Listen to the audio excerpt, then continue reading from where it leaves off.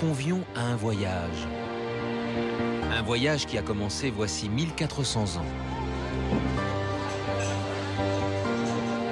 Il nous fera traverser les siècles et les continents à la découverte de quelques-uns des plus extraordinaires chefs-d'œuvre de la planète. Vous êtes relié à l'avenir et au passé. C'est une des mosquées les plus célèbres du monde. Ces monuments ont été les témoins de périodes de troubles et de conflits. Bien sûr, ils changent de propriétaire au fil du temps. Mais les détruire, c'est inconcevable. D'harmonie et de rayonnement. C'est un monde très ancien, mais aussi, espérons-le, promis à un grand avenir. C'est ici que débute notre voyage à travers le temps et l'espace.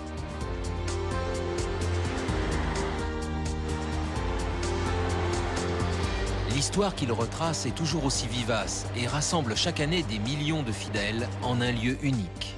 Je dois y aller pour le salut de mon âme. C'est le rêve de ma vie.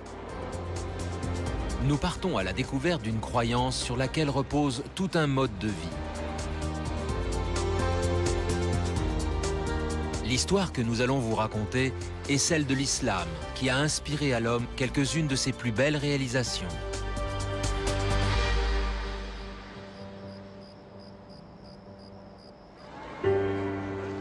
Cinq fois par jour, la prière vient ponctuer la vie quotidienne de centaines de millions de gens à travers le monde.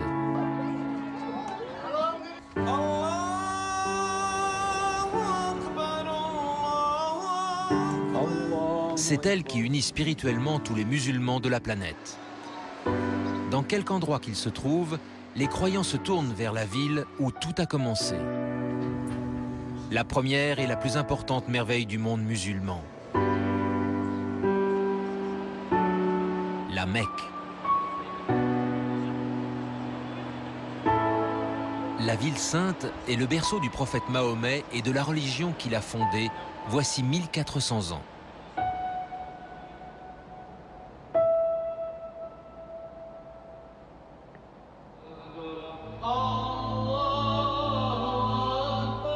Au cœur de la grande mosquée se dresse la Kaaba, le plus grand lieu saint de l'islam.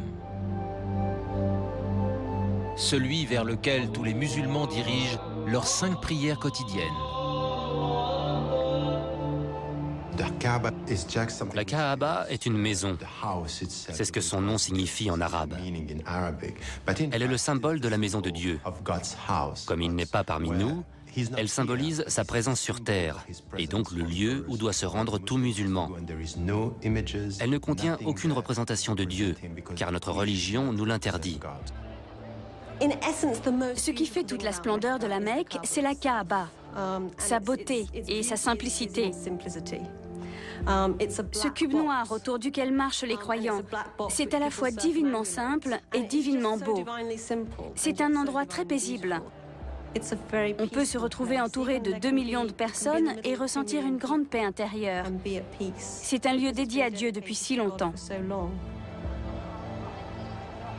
Selon la tradition musulmane, la première Kaaba a été construite sur les instructions divines d'une figure commune au christianisme et au judaïsme, Abraham.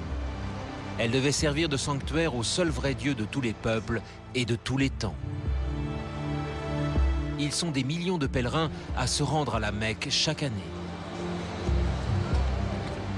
Pour de nombreux musulmans, poser son regard sur la Kaaba est une expérience bouleversante. La première fois que je suis entré dans la mosquée Al-Haram, la mosquée sacrée de la Mecque, j'ai été très ému. On pénètre à l'intérieur, et là on voit la Kaaba et tous ces gens qui tournent autour. On dirait une rivière. L'ambiance est électrique, chargée de spiritualité, et on se sent tout à coup très humble. Quand on voit les musulmans pénétrer dans la mosquée, la première chose qu'on remarque, c'est qu'ils ont des larmes dans les yeux. Dans ce lieu, on sent combien on est insignifiant en tant qu'individu devant Dieu.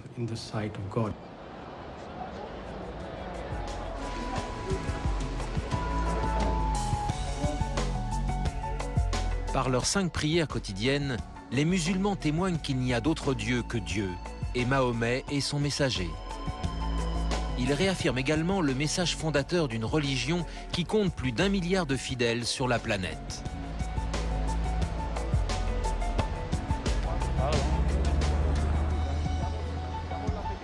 Six d'entre eux rêvent d'effectuer leur premier pèlerinage à la Mecque et espèrent pouvoir partir dans les jours qui viennent. Tous les 6 vivent à proximité de l'une des plus importantes et des plus belles mosquées du monde.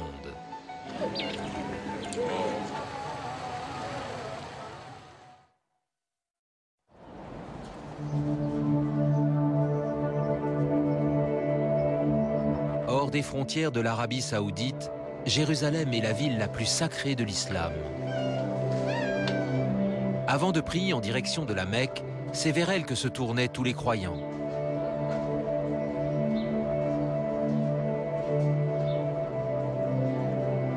Dans presque toutes les vues de Jérusalem, on aperçoit la coupole grise de la mosquée Al-Aqsa, la deuxième merveille de notre voyage. Tout près se dresse le somptueux dôme du rocher.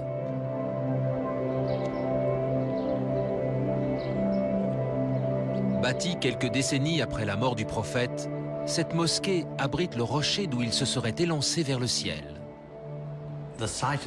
Ce site est important pour les 3 religions monothéistes.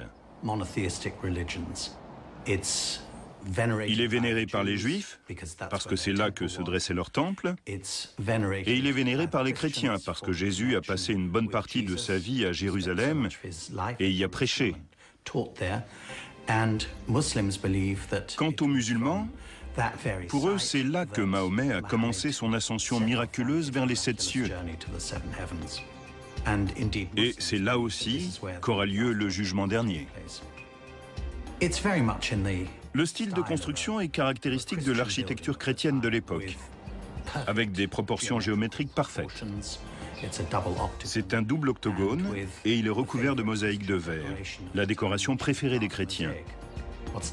Ce qui diffère, c'est l'absence de toute représentation humaine ou animale. Le décor consiste en une sorte d'oasis regorgeant de plantes étranges, merveilleuses et irréelles. Si les grands monuments musulmans de Jérusalem sont parvenus jusqu'à nous, c'est parce que les Juifs et les chrétiens les vénèrent tout autant que les musulmans. Bien sûr, ils changent de propriétaire au fil du temps. Mais les détruire, c'est inconcevable.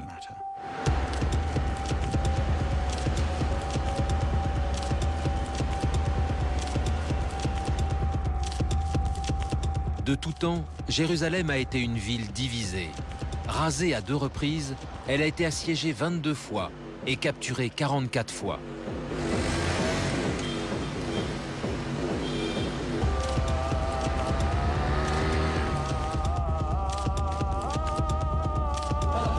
Sameh Abdin est livreur de journaux.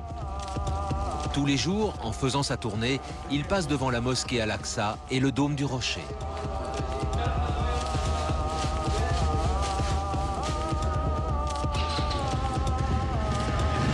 Sameh a 23 ans et il est palestinien. Il vit à Jérusalem-Est où il a grandi.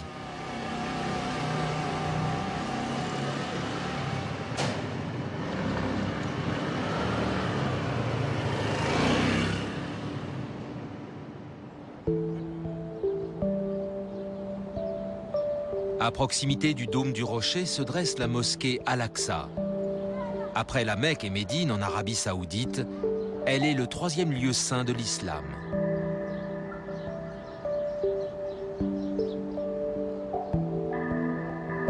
Sameh vient s'y recueillir le plus souvent possible.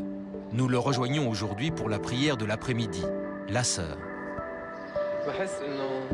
Dès que je pénètre dans la mosquée Al-Aqsa, je me détends. Je suis heureux. Je laisse le monde derrière moi, j'oublie tous mes soucis. Quand je suis à bout, j'aime venir me réfugier ici. Je prie, je lis le Coran, je regarde tout autour de moi, je me promène dans les cours. C'est vraiment magnifique comme endroit. Il suffit de se remplir de cette beauté pour se sentir heureux. La première mosquée Al-Aqsa a probablement été construite à la fin du 7e siècle. Elle pouvait accueillir des milliers de fidèles. Elle a été bâtie sur le modèle d'une basilique. Il n'y avait pas de dôme, mais un toit en pente. Un peu comme une église paroissiale avec sa nef centrale et ses deux bas-côtés. Sauf qu'il n'y avait pas un seul bas-côté de part et d'autre de l'allée centrale, mais 5. C'était un édifice gigantesque. Et il faut bien comprendre que cette démesure jouait un rôle émotionnel et symbolique très fort. Cet espace illimité qui se répète à l'infini jusqu'à se fondre dans le lointain symbolise l'infinité, l'éternité.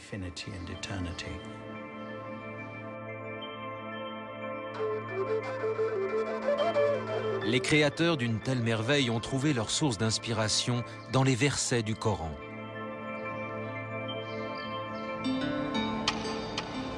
Pour les musulmans, le Coran est la parole de Dieu, telle qu'elle a été révélée à son prophète Mahomet. Cette profession de foi constitue le premier des 5 piliers de l'islam.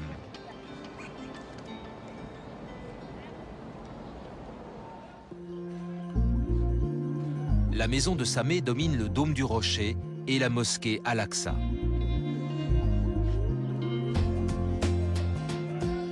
Ces 2 lieux de culte sont la preuve que depuis toujours, la foi musulmane a cohabité avec le christianisme et le judaïsme dans la ville éternelle comme partout ailleurs dans le monde.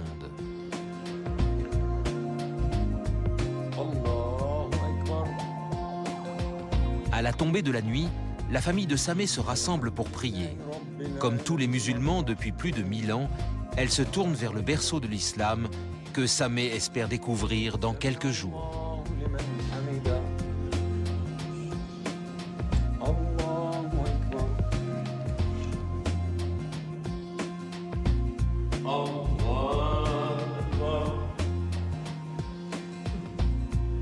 À des milliers de kilomètres de Jérusalem, Issa prépare lui aussi son premier pèlerinage à la Mecque.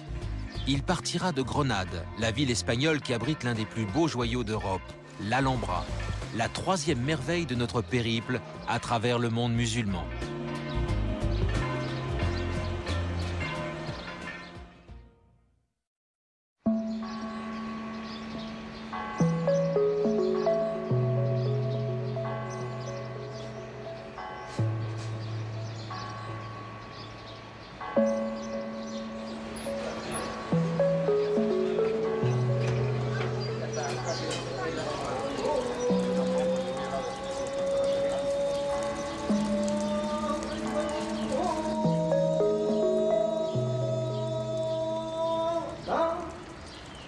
Chaque matin, Issa Lopez répond à l'appel à la prière.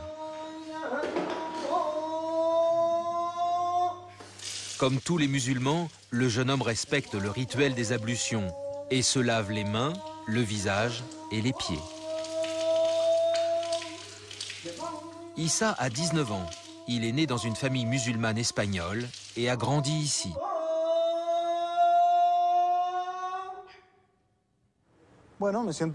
Je suis fier parce que Grenade, c'est ma ville. C'est là que je suis né et que je vis depuis toujours. Savoir que des gens viennent de très loin pour la visiter, pour découvrir l'Alhambra et tout ce qui s'y rapporte, pour mieux connaître l'histoire de Grenade, ça me remplit de fierté.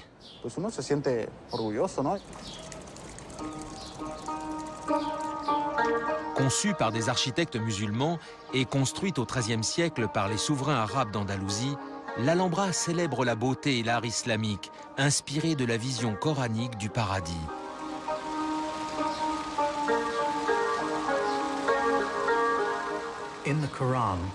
Il existe dans le Coran 22 références différentes à des jardins sous lesquels s'écoulent des rivières. Pour un musulman, l'image récurrente du paradis est celle de l'oasis. Des arbres à l'ombre généreuse servant d'écrin à de somptueux édifices, riches de mœurs, pavillons, palais. L'Alhambra peut être considérée comme la représentation sur terre de ce paradis.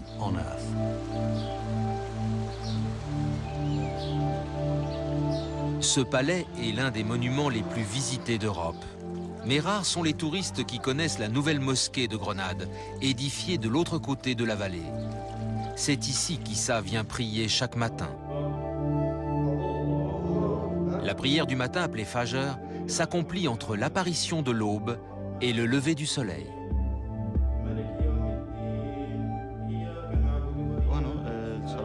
Cette prière, pour moi, est la plus importante de toutes, car c'est par elle qu'on commence la journée. Prier tôt le matin, à la mosquée ou seul chez soi, c'est fondamental. Dès qu'on se réveille, on fait sa prière, et comme ça, on démarre la journée d'un bon pied.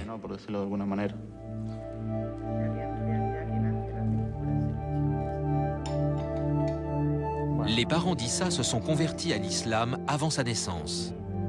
À la fin des années 70, l'Espagne post-franquiste redécouvrait la démocratie et avec elle, la tolérance religieuse. L'islam a croisé notre chemin. Et c'est curieux parce qu'il avait été gommé de notre histoire, des livres, de l'enseignement. Des liens très étroits unissaient l'Andalousie à l'islam.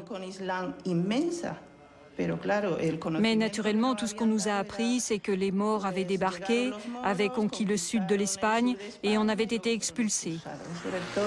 C'était tout ce qu'on savait sur cette culture, sur l'histoire de l'islam en Espagne.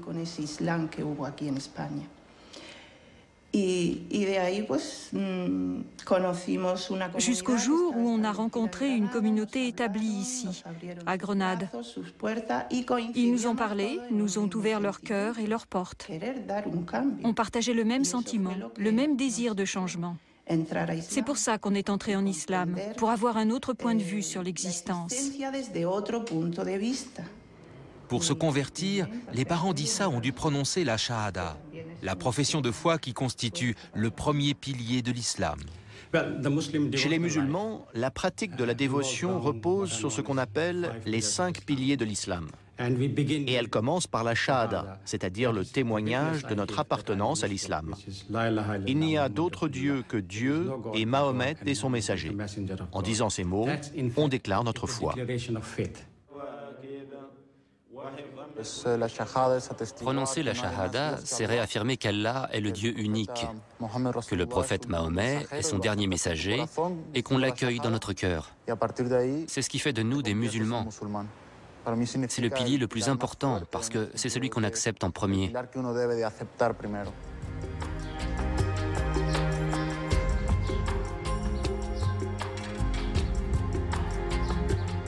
La shahada est ce qui définit un musulman, qu'il soit né dans cette religion ou qu'il se soit converti par la suite.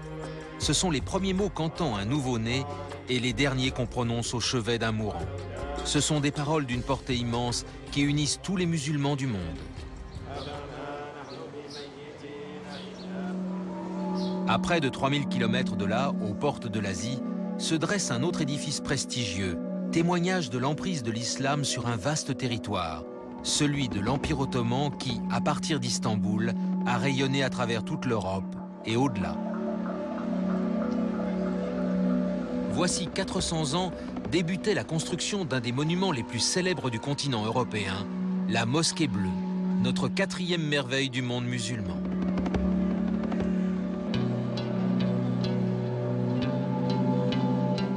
L'intérieur, somptueusement orné de quelques 20 000 carreaux de mosaïque bleue, atteste de la grandeur de l'Empire ottoman.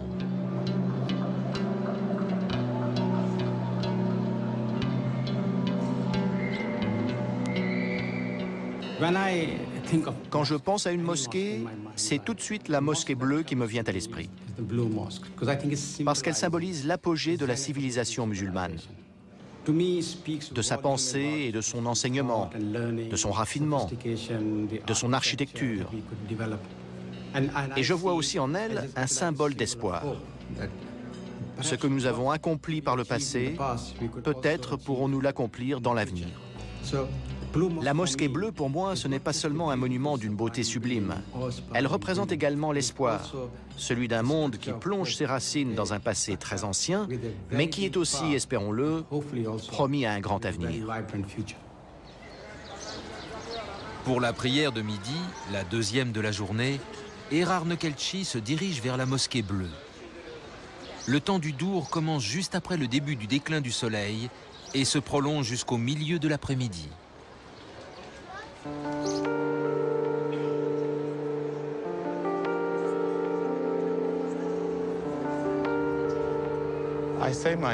Je prie parce que j'en ressens le besoin.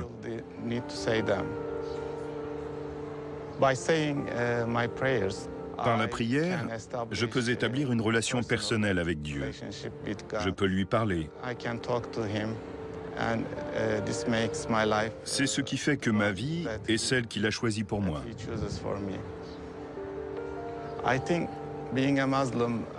Être un musulman est un combat de tous les instants. On lutte sans cesse pour faire les bons choix.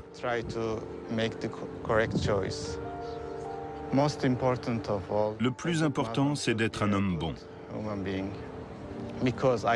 L'islam essaie de faire de chaque croyant un homme bon.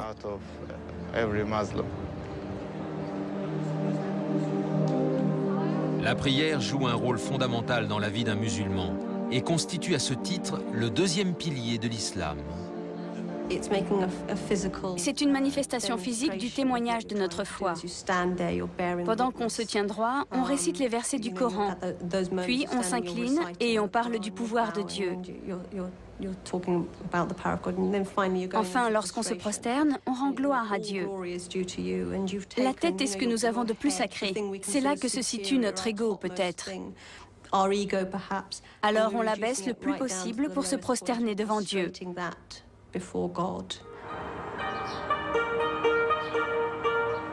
Quelles que soient leurs divergences dans leurs opinions et leur mode de vie, tous les musulmans du monde s'unissent dans la prière. La prochaine étape de notre voyage nous emmène en Afrique de l'Ouest, à la découverte d'un monument stupéfiant. Cette mosquée, la plus grande structure en pisé de la planète, est notre 5e merveille du monde musulman.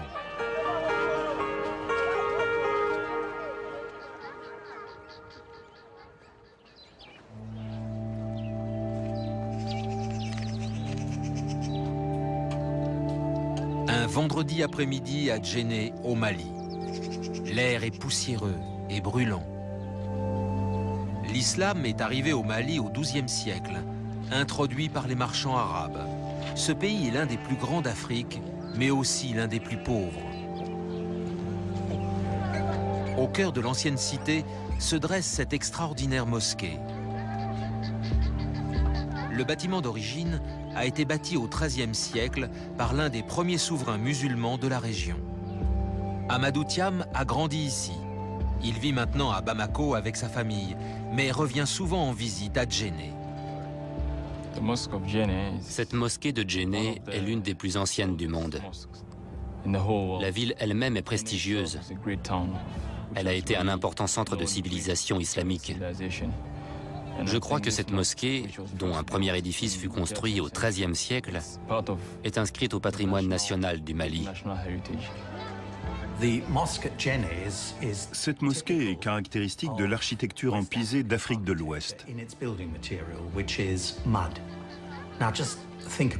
Imaginez la difficulté pour construire un tel édifice en terre crue. Ce matériau est très résistant à la compression. Il ne va pas s'effriter sous l'effet d'une pression verticale. Mais latéralement, il est bien moins solide. Par conséquent, quand on construit des coupoles, des voûtes et même un simple toit plat en pisé, il faut que les parois soient extrêmement épaisses, qu'elles soient étayées en de très nombreux points et très peu espacées.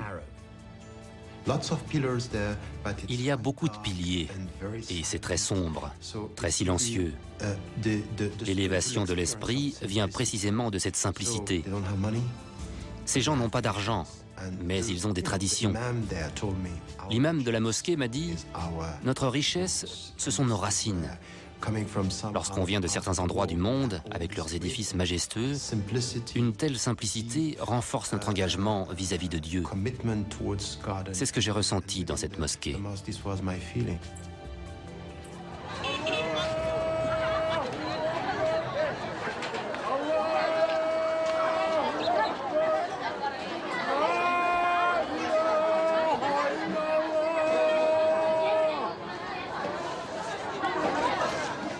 Le centre-ville de Djenné s'anime chaque vendredi, le jour le plus important de la semaine pour un musulman. Amadou est venu se joindre aux nombreux fidèles.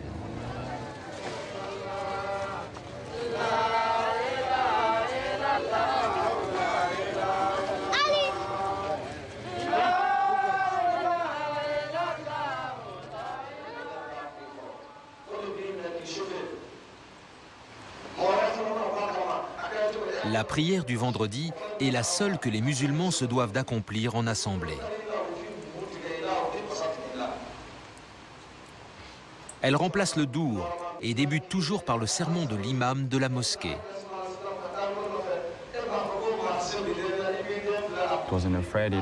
C'est un vendredi que Dieu Tout-Puissant a achevé la création de la terre. C'est un vendredi que Dieu Tout-Puissant a insufflé la vie à Adam, le père de l'humanité.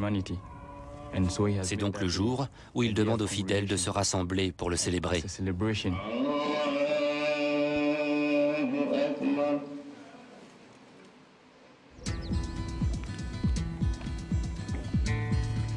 Pour se rendre à la Mecque, Amadou a la chance de pouvoir compter sur l'aide de ses parents. La plupart des Maliens n'ont pas les moyens d'entreprendre un tel voyage. Le troisième pilier de l'islam, la zakat, a précisément pour objet de réduire ces inégalités en obligeant tout musulman à faire l'aumône de 2,5% de ses revenus. En principe, on donne la zakat à ceux qui le méritent, c'est-à-dire aux pauvres. On peut également venir en aide aux membres de sa famille qui sont démunis. Dans certains pays musulmans, des institutions se chargent de collecter la zakat. Des fondations religieuses qui s'occupent des orphelins, par exemple. Dans d'autres pays, c'est l'État même qui fait la collecte des dons et se charge de les distribuer aux pauvres. Dans les sociétés islamiques, le besoin de justice et d'égalité sociale n'a jamais été aussi criant qu'aujourd'hui. Le troisième pilier de l'islam est un concept visant à réduire les disparités.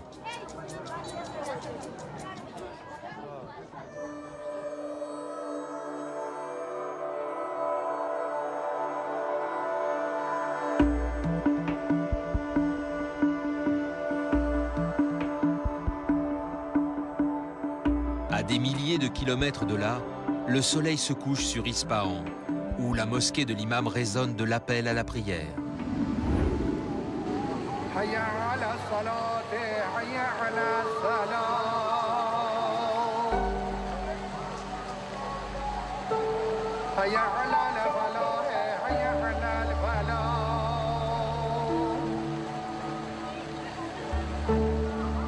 À l'époque de sa construction, ce monument était le plus impressionnant de toute la Perse. C'est un endroit calme pour venir prier, un endroit chargé d'histoire. Vous sentez que des milliers de gens sont venus faire leur prière ici. Vous sentez ce lien qui vous unit à eux. Vous êtes assise sur les mêmes pierres que d'autres fidèles avant vous. Vous êtes reliés à l'avenir et au passé.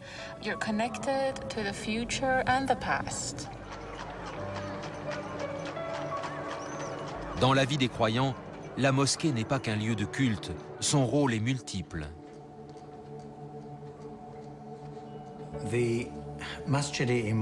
La mosquée de l'imam, ou du Shah comme on l'appelait avant, à Ispahan, est en quelque sorte le joyau de la couronne, l'aboutissement suprême de l'architecture perse des XVIe et XVIIe siècles. Elle est de loin la plus grande de l'époque, et elle a été bâtie pour affirmer le pouvoir impérial. Elle nous rappelle que la mosquée n'est pas au monde islamique ce que l'Église est au monde chrétien. Elle est un lieu de culte, mais aussi un lieu d'assemblée, un lieu où l'on enseigne le droit, où l'on fait des études. C'est la raison pour laquelle les mairies n'existent pas dans le monde musulman, ni les facultés de droit. La mosquée remplissait tous ses rôles. Elle était un centre communautaire et la mosquée de l'imam est là pour nous le rappeler.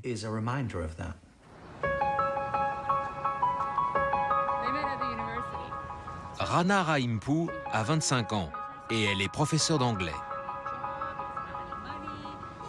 Comme la majorité des Iraniens, elle est de confession chiite. le schisme entre les sunnites et les chiites, qui représentent environ 15% des musulmans dans le monde, remonte à près de 1400 ans et fait suite à un désaccord sur la succession du prophète.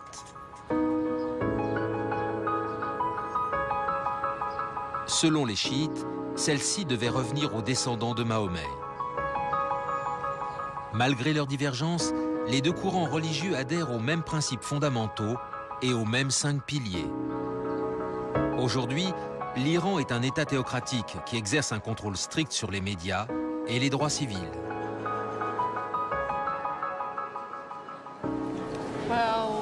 Dans la journée, je travaille. Je suis professeur d'anglais dans un institut et je donne aussi des cours particuliers. Le soir, je sors avec mes amis. 3 fois par semaine, on fait de la gym et de l'escalade 1 fois le week-end.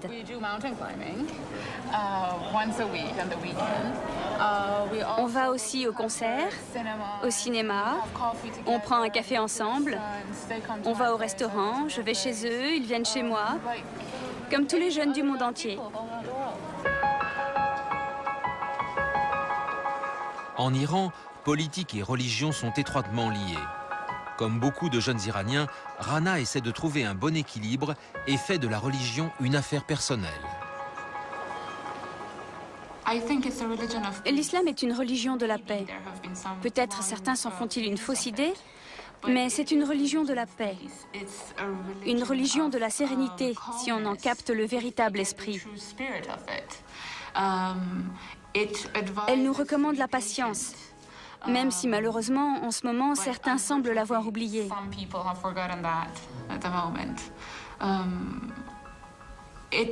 Elle nous donne de l'espoir. Elle est remplie d'espoir. C'est pour ça que je l'aime. Rana a des croyances et des pratiques religieuses parfois différentes de celles des sunnites. Mais son respect du 4e pilier de l'islam, le jeûne durant le ramadan, est commun à tous les musulmans du monde. J'aime faire le ramadan parce que c'est la volonté de Dieu. On a faim, on a de quoi manger, de quoi boire, mais on s'abstient simplement parce que Dieu nous le demande. Bien sûr que ce n'est pas facile de se priver de quelque chose qui nous fait envie parce que Dieu l'exige. Mais c'est justement ça qui me plaît. Le mois du Ramadan est très important. Selon la tradition islamique, c'est le 9e mois du calendrier lunaire, celui au cours duquel le Coran a été révélé. Il est donc consacré à la lecture, au retour au texte. C'est une période très difficile. À la fin de la période de jeûne, beaucoup de musulmans sont épuisés parce que c'est éprouvant, aussi bien spirituellement que physiquement. Rana vit dans un pays dirigé par des mollahs conservateurs. Mais pour elle, sa croyance religieuse transcende toute controverse politique. De même, la mosquée qui l'accueille chaque jour se dresse comme un vibrant hommage à la nature intemporelle de la foi islamique.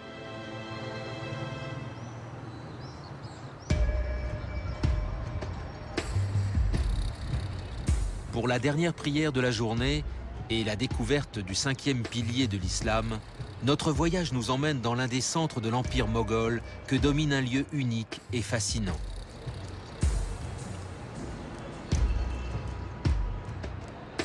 Le Pakistan est l'un des nombreux pays musulmans où l'islam revêt une dimension mystique.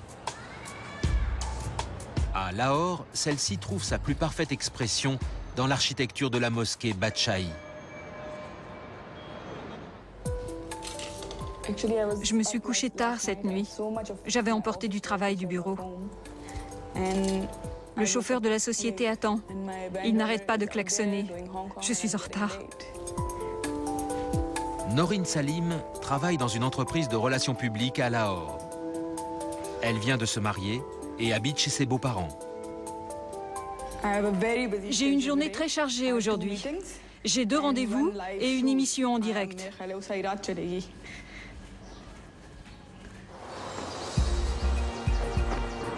Aujourd'hui 2e ville du Pakistan, Lahore était au XVIe siècle l'un des grands centres de l'Empire moghol.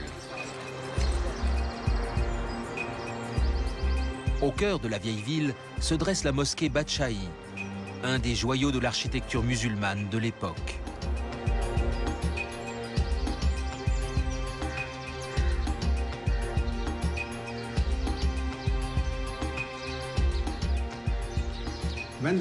Au moment de sa construction, c'était la plus grande mosquée du monde. Et elle est vraiment splendide. C'est un monument extraordinaire. On passe par d'innombrables portes. Chaque porte mène à une autre porte, nous entraînant dans un voyage qui ne finit jamais. Le plus remarquable, c'est que malgré son aspect imposant, c'est une structure très ouverte, très aérée. Où que l'on soit, on sent l'air frais qui circule.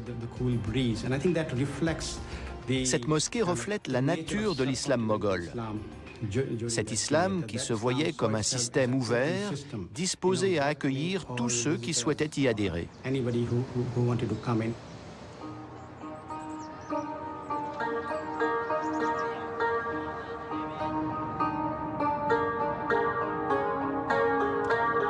Tandis que la nuit tombe sur la mosquée Badshahi, Noreen s'apprête à dire la 5e et dernière prière de la journée. Le temps de l'Isha commence 1h30 après le coucher du soleil et se termine juste avant l'aube. Ici, comme partout ailleurs dans le monde musulman, hommes et femmes prient dans des lieux séparés.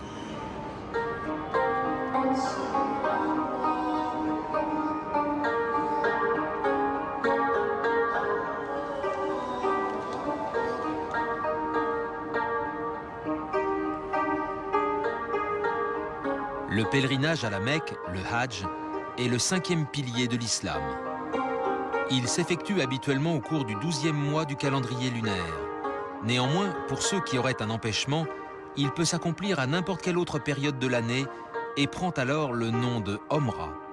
Noreen prépare son voyage. C'est la première fois qu'elle quitte le Pakistan. C'est le rêve de ma vie. Ce pèlerinage va me permettre de m'élever spirituellement, de me rapprocher d'Allah. La plupart de ceux qui rentrent de l'Omra ou du Hajj ont le sentiment d'avoir changé, d'avoir tourné une page.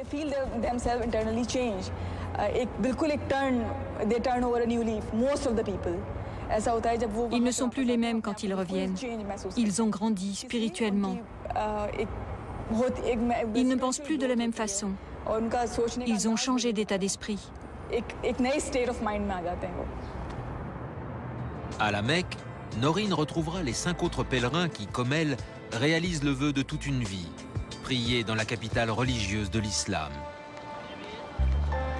Nous avons été autorisés à pénétrer avec nos caméras au cœur de la ville sainte, la plus grande merveille du monde musulman. C'est un rare privilège.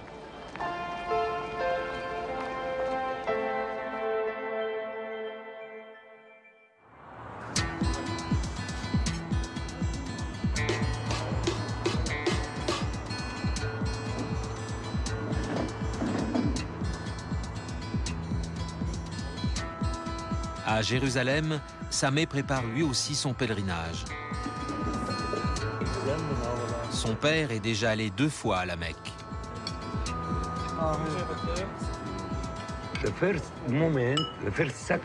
À la seconde où on pose son regard sur la Kaaba, on ressent quelque chose d'indescriptible. On se met à pleurer. Pendant les 7 jours et jusqu'à la fin, on pleure, on pleure. Je ne m'y attendais pas du tout.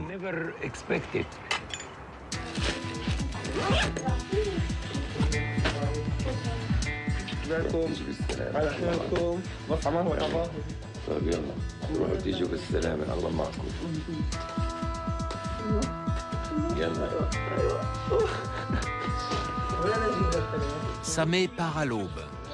Il fera le voyage par la route de Jérusalem à la Mecque via la Jordanie.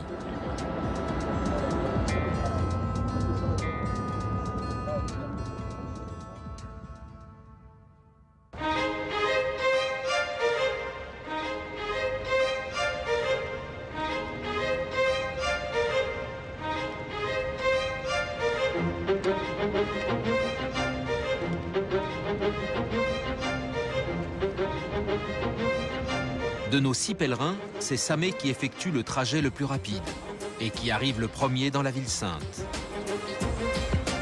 Avant de commencer l'Omra proprement dite, il doit se changer.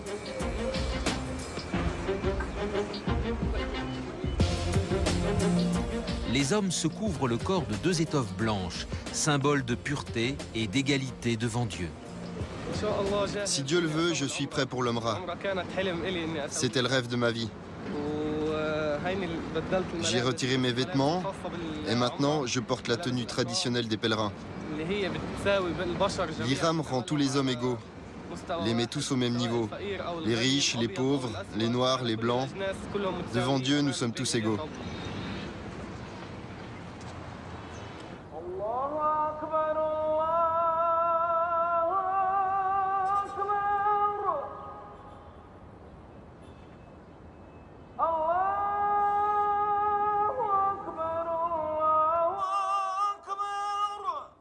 Ali Al-Moula est l'un des 12 muezzins chargés de l'appel à la prière à la mosquée Al-Haram.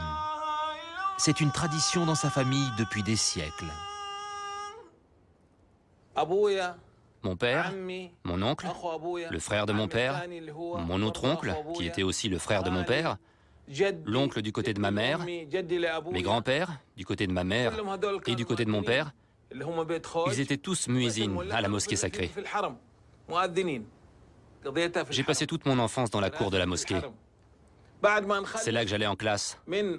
Et à la fin des cours, on avait le droit de courir partout, de jouer. Évidemment, je précise qu'on ne jouait pas au football. Non. On courait, on plaisantait, on bavardait. Ici, au beau milieu de la mosquée. La ville dans laquelle a grandi Ali Al-Moula a certes changé, mais la plupart de ses traditions demeurent. De tout temps, la Kaaba a été recouverte d'un drap noir brodé d'or, et rares sont ceux qui ont le droit d'y pénétrer. Elle n'est ouverte que 2 fois par an pour être nettoyée. La personne qui en détient la clé et qui est seule autorisée à l'utiliser est Cheikh Abdulaziz Al-Shebi, un privilège dont jouit sa famille depuis l'époque du prophète.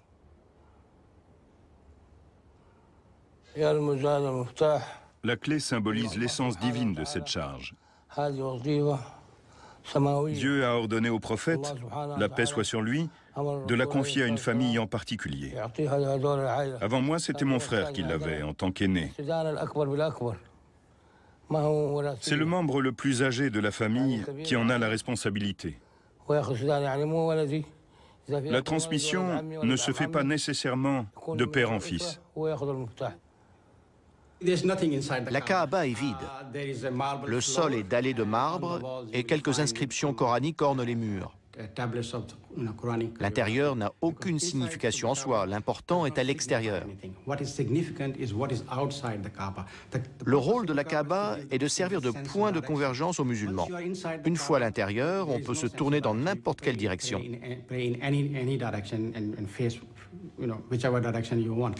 Il est intéressant de remarquer que quand certaines personnes, généralement des dignitaires, sont autorisées à y pénétrer, leur première question c'est « Dans quelle direction dois-je me tourner pour prier ?» Et la réponse est « Ça n'a aucune importance ». C'est à l'extérieur que la Kaaba prend tout son sens. Elle unit tous les musulmans en leur indiquant vers où se tourner et donc dans quelle direction s'engager moralement.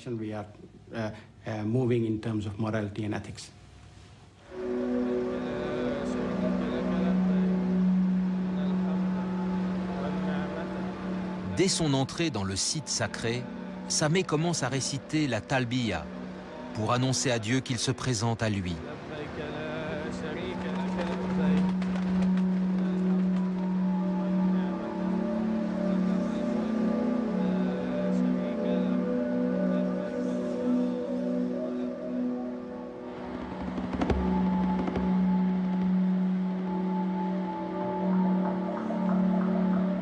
Sameh pénètre ensuite dans la cour de la mosquée et pose enfin le regard sur la Kaaba.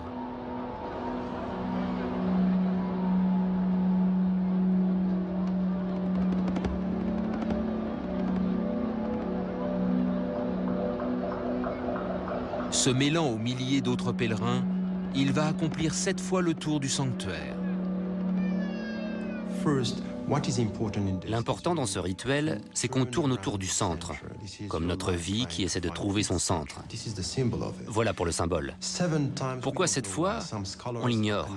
Certains chercheurs associent ce chiffre à ce qu'il symbolise aussi dans d'autres traditions, l'éternité.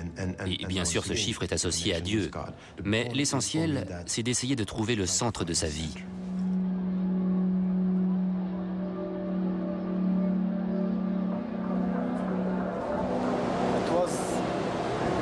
C'était incroyable, merveilleux et étrange aussi. Je me sentais en sécurité, proche de Dieu. Venir de Jérusalem et voir la Kaaba, c'est extraordinaire.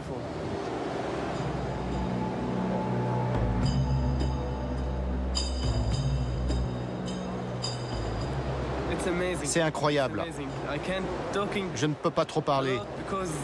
Je suis très ému.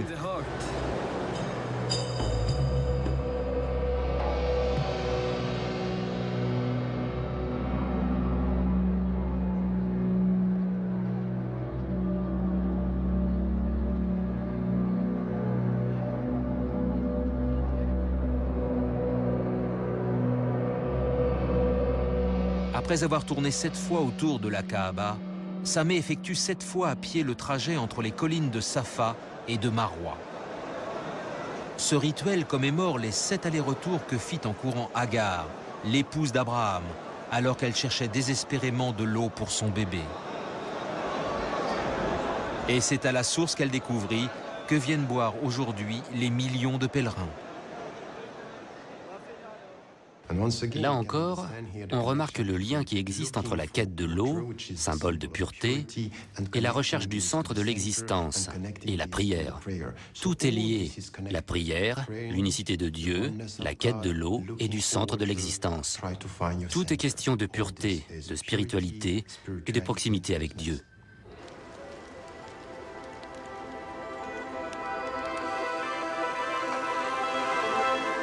Pour marquer la fin de l'Omra, de nombreux musulmans se font couper quelques mèches symboliques. Certains, comme Sameh, préfèrent se faire entièrement raser la tête.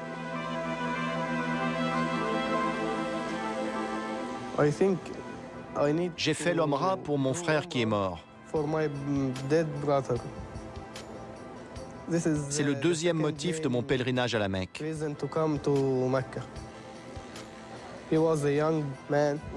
Il était jeune. Il avait 21 ans. Il a été tué dans un accident de voiture. Il ne connaissait rien de la vie. Alors je voulais faire quelque chose pour lui. Et ce cadeau, c'était l'Omra.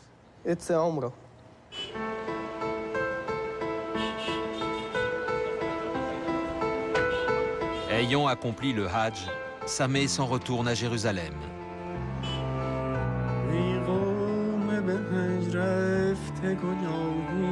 En Iran, Rana Rahimpur a eu des problèmes à son travail et a dû renoncer à son projet.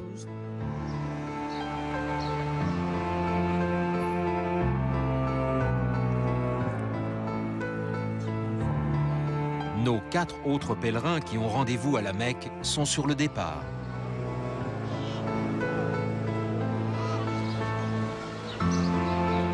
Ils ne se sont jamais rencontrés, mais partagent le même rêve, voir la ville vers laquelle ils se sont tournés tous les jours de leur vie.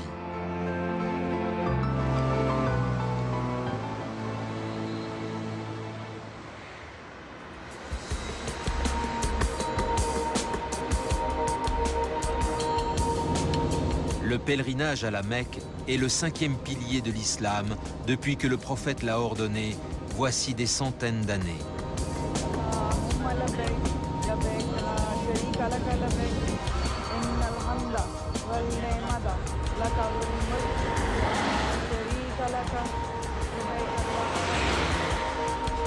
Aujourd'hui, la ville draine chaque année 6 millions de fidèles.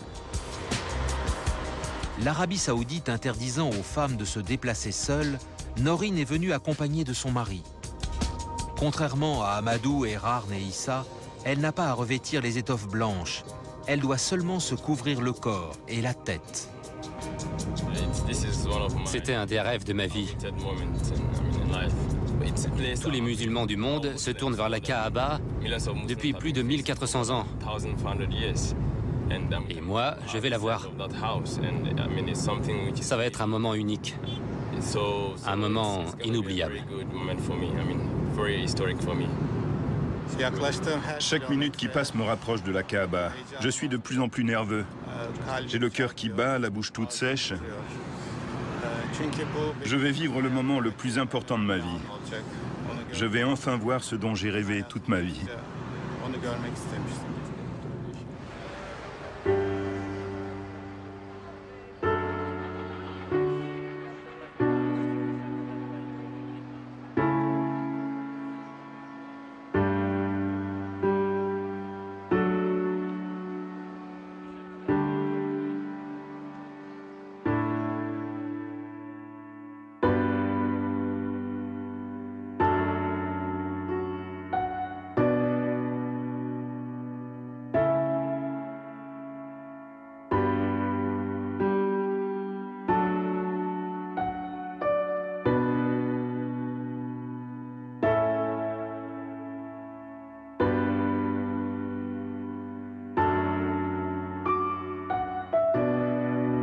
Nos 4 pèlerins rejoignent le flot ininterrompu de croyants. Ici, dans l'enceinte de la mosquée sacrée de la Mecque, rien ne sépare les hommes des femmes.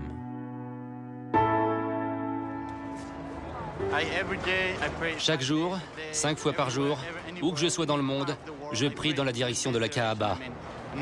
Et voilà que tout à coup, elle est devant moi. Qu'est-ce que je peux demander de plus? Je n'arrive pas à y croire. Elle est là, devant moi. Que demander de plus? J'étais submergée par l'émotion. Je riais et je pleurais en même temps. C'était incroyable. Ça dépassait tout ce que je pouvais imaginer. J'avais le sentiment de faire partie d'un tout et que ce tout faisait partie de moi.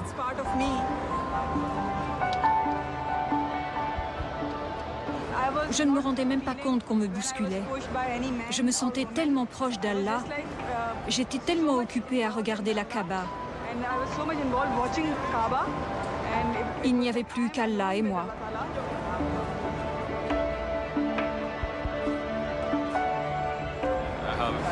Je n'avais jamais rien ressenti de tel. Je n'avais jamais eu ce sentiment de toute ma vie.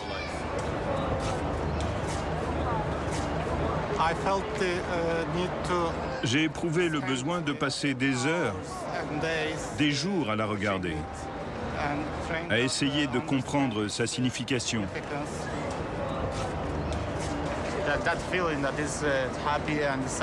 On est heureux et en même temps on pleure. On essaie de tout comprendre. Comment dire? On est lavé de tous nos péchés. Ouais. On prie et tous nos péchés sont effacés. C'est ce que j'éprouve intérieurement. Je me sens lavée, purifiée. C'est comme une renaissance. Cette journée qui s'achève a profondément marqué nos 4 pèlerins. Elle restera gravée à jamais dans leur mémoire, comme le point culminant d'un voyage qu'ils ont rêvé d'accomplir toute leur vie. Un voyage à travers les siècles et les continents.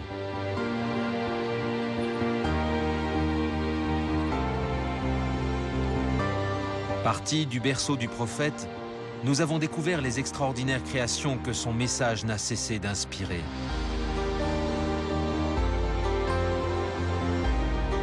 La vie de tous les musulmans du monde repose sur ce qu'ils appellent les 5 piliers de l'islam. La profession de foi, la prière, la charité, le ramadan et le pèlerinage à la Mecque. Également au nombre de 5, les prières qui ponctuent la journée des croyants les relient tous, où qu'ils soient sur la planète, au centre de leur foi, la Kaaba. Dans la ville sainte, la dévotion des fidèles atteint. C'est cette même ferveur que partagent plus d'1 milliard d'êtres humains sur la planète.